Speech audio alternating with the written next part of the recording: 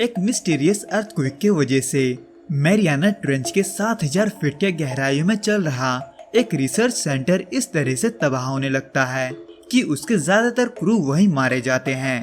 लेकिन जो बचे हुए होते हैं वो वहां से निकलने की कोशिश करते हैं, पर इस दौरान उन्हें ये पता चलता है कि उनका रिसर्च सेंटर किसी अर्थक्वेक के वजह से तबाह नहीं हुआ, बल्कि किसी क्रिएचर के हमले के वजह से हुआ है, जो कि इतना बड़ा होता है कि वो बड़े ही आसानी से 6000 टन के ड्रिल मशीन को उखाड़ फेंकता है।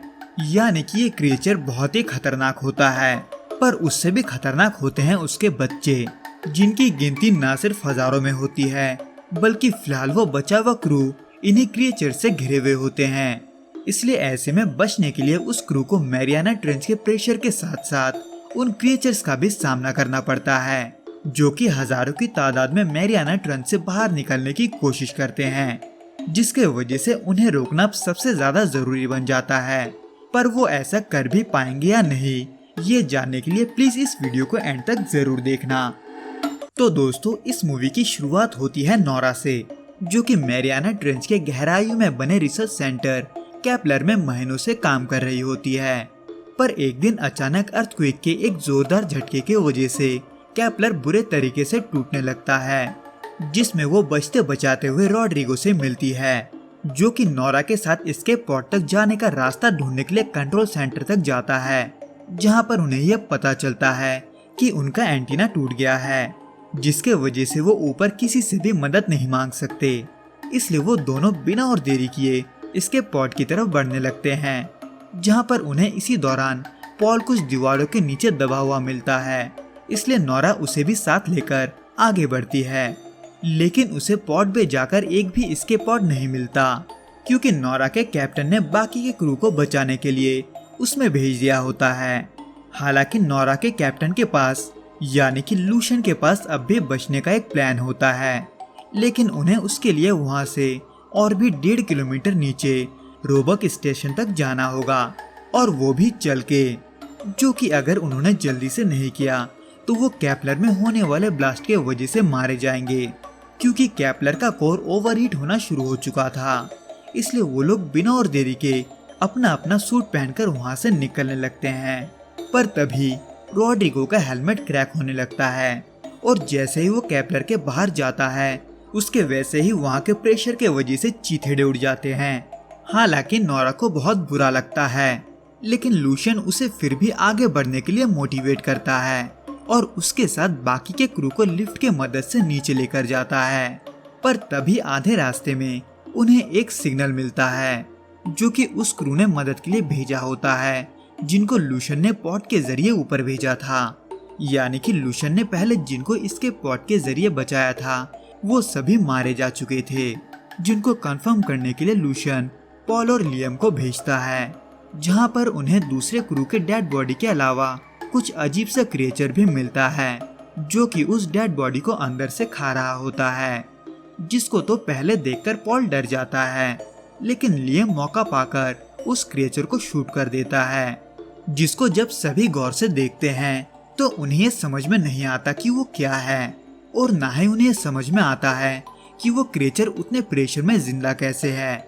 जो कि सब चल ही रहा होता है कि तभी केपलर का कोर फट जाता है, जिसके वजह से उनके लिफ्ट का केबल कट जाता है और वो नीचे गिरने लगते हैं। हालांकि उस लिफ्ट के नीचे गिरने से पहले वो सभी उस लिफ्ट से निकल जाते हैं और वहाँ के पास वाले टनल में चले जाते हैं, जहाँ वो एक कार्ट की मदद से वहाँ से बाकी का रास्ता पार करते हैं। पर बीच में टनल के टूटे होने के वजह से उन्हें रुकना पड़ता है और एक एक करके वहाँ से तैरते हुए उस टनल के दूसरे तरफ जाना पड़ता है। पर तभी अचानक पॉल को कोई क्रिएचर पकड़ लेता है और देखते ही देखते उस सूट के साथ उसका टांग उखाड़ देता है, जिसके वजह से वो वहीं मर जाता है। हालांकि उन्हें अभी ये नहीं पता होता कि उन पर वो अटैक किसने किया था। वो फिलहाल उससे पीछा छुड़ाने की कोशिश करते हैं और ऐसा करते करते मिडवे स्टेशन तक पहुंच जाते हैं, जहां जाकर लियम देखता है कि वहां पर लगे हुए ड्रिल को किसी ने उखाड़ फेंका है, जिसका वजन 6000 टन है। यानी कि उस ड्रिल को जिसने भी वहां फेंका है वो कोई छोटा क्रिएचर तो नहीं था। लेकिन अब जब मिडवे स्टेशन भी उतना सेफ जगह नहीं होता तो ऐसे में वो सभी वहाँ से निकल जाते हैं। पर तभी लियम के सूट में कुछ प्रॉब्लम आने लगता है, जिसके वजह से उसे सांस लेने में तकलीफ होती है। इसलिए कैप्टन लूशियन उसे सहारा देने की कोशिश करते हैं। पर तभी एक और अजीब सा क्रिएचर उनके सामने से निकलता है, जिससे बचने के लिए वो सभी चुपचाप खड़े हो जाते हैं। लेकिन फिर भी उसका कोई फायदा नहीं होता, क्योंकि वो क्रिएचर लियम को अपने साथ खींचकर ले जाने लगता है। हालांकि कुछ देर ढूंढने के बाद कैप्टन को लियम मिल जाता है, लेकिन उसको बचाने के चक्कर में कैप्टन खुद फंस जाता है। यानी कि वो क्रिएचर कैप्टन पर हमला कर देता है और कैप्टन को लेकर यहाँ वहाँ तैरने लगता है, जिसमें नोरा भी कैप्टन के साथ खींचते हुए आने लगती है, क्योंकि नोरा और कैप्टन एक केबल के जरिए जुड़े हुए होते हैं।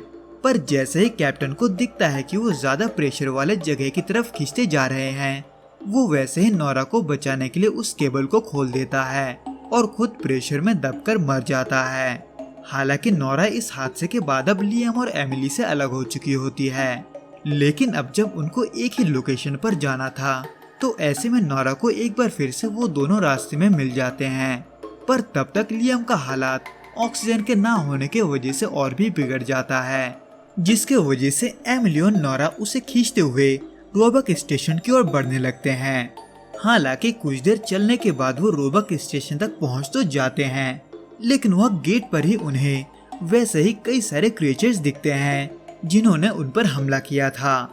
इसलिए वो चुपचाप वहां से निकलने की कोशिश करते हैं, पर नोरा को तभी उनमें से क्रिएचर निगलने लग जाता है। इसलिए उससे बचने के लिए नोरा उसे पेट के अंदर ही शूट कर देती है और उसके पेट को फाड़ते हुए बाहर निकलती है। जिसके बाद वो जैसे तैसे रोबक स्टेशन के अंदर पहुंच तो जाते हैं, लेकिन वहां से उन्हें एक बहुत बड़ा मॉन्स्टर दिखता है जो कि उन क्रिएचर्स को जन्म दे रहा था। पर अब जब वो उस मॉन्स्टर को कुछ नहीं कर सकते थे तो वो ऐसे में वहां से एस्केप पॉड लेकर निकलने की कोशिश करते हैं। हालांकि वहां पर 3 एस्केप पॉड होता है, लेकिन उनमें से एक खराब होने के वजह से नोरा ये झूठ बोलकर उन दोनों को बाकी के एस्केप पॉड में भेज देती है कि वो उसे ठीक कर लेगी, जो कि पॉसिबल नहीं था।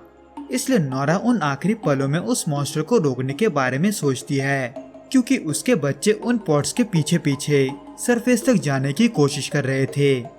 इसलिए नोरा बिना कुछ सोचे समझे उस रोबक स्टेशन के कोर को ओवरलोड कर देती है, जिसके वजह से वहाँ इतना बड़ा ब्लास्ट होता है कि उस बड़े से मॉन्स्टर के साथ साथ उसके बच्चों के भी चीथड़े उड़ जाते हैं।